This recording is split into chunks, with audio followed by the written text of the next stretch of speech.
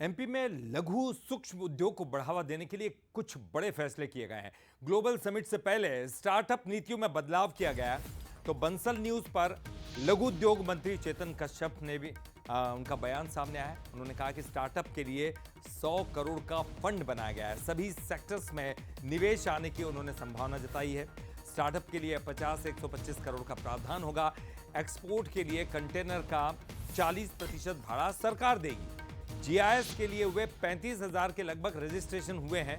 तो देखिए, तमाम चीज़ों को लेकर तैयारियां की गई हैं और इसको लेकर हमारे एग्जीक्यूटिव एडिटर मनोज सैनी जी ने खास बातचीत की। आइए सुनते हैं।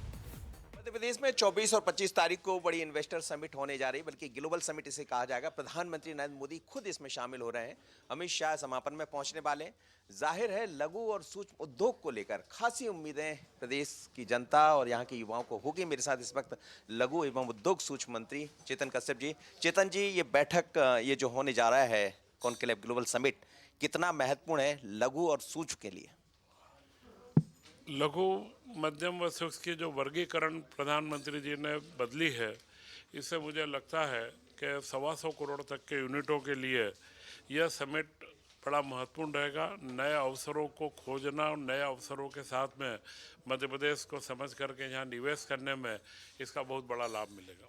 क्या अभी तक किस तरह के इन्वेस्टर सामने आए हैं, क्या और मध्य प्रदेश में दिखाई देने वाला? जैसे आप लोग लगातार प्रयास कर रहे हैं, हमने देखा कि मोहन जी भी विदेश भी होकर आए, काफ़ी बड़ा निवेश वहाँ से दिखाई दिया, लेकिन लघु और सूक्ष्म के प्रति कितना रुझान है लोगों का? लघु मध्यम उद्योगों का जो आपने रीजनल इन्वेस्टमेंट समिट हमने करे हैं, उनका ही सीधा प्रत्यक्ष प्रमाण है कि 35,000 के करीब रजिस्ट्रेशन हुए हैं। तो मध्य प्रदेश के युवाओं में एक नया जोश आया है और जब बड़े उद्यम आते हैं तो उनके साथ में एक इकोसिस्टम डेवलप होता है और उसी के साथ में लघु व मध्यम उद्योगों का एक जाल फैलता है। तो यह निश्चित एक पूरा क्रम बनाने की आवश्यकता थी और हमने उसी के हिसाब से सारी नीतियों का भी निर्माण करा है। तो मध्य प्रदेश में एमएसएमई सेक्टर को बहुत तेज़ी से गति प्राप्त होगी। कुछ नए बदलाव की बात भी आप कर रहे थे, खासकर स्टार्टअप को लेकर। स्टार्टअप की नीति हमारी जो थी उसमें हमने कई नए बदलाव लिए हैं। अब स्टार्टअप को जैसे किसी स्टार्टअप के किसी हमारे युवा के मन में विचार डेवलप होगा और स्टार्टअप इंडिया से जैसे ही उसको अप्रूव किया जाएगा, तब हम उसको 10,000 रुपये प्रति माह उस विचार को विकसित करने के लिए सहयोग करेंगे। विकसित होने पर उसका सीड फंड की व्यवस्था 30 लाख तक की हमने रखी है। उसका प्रोटो मॉडल बनाना हो, उसको जमीन कैसे हम फील्ड में उतारें, उसकी तैयारी, और उसके पश्चात जब वो फील्ड में आएगा तो ब्याज अनुदान और ब्याज अनुदान के साथ में पूंजीगत अनुदान भी हम देंगे।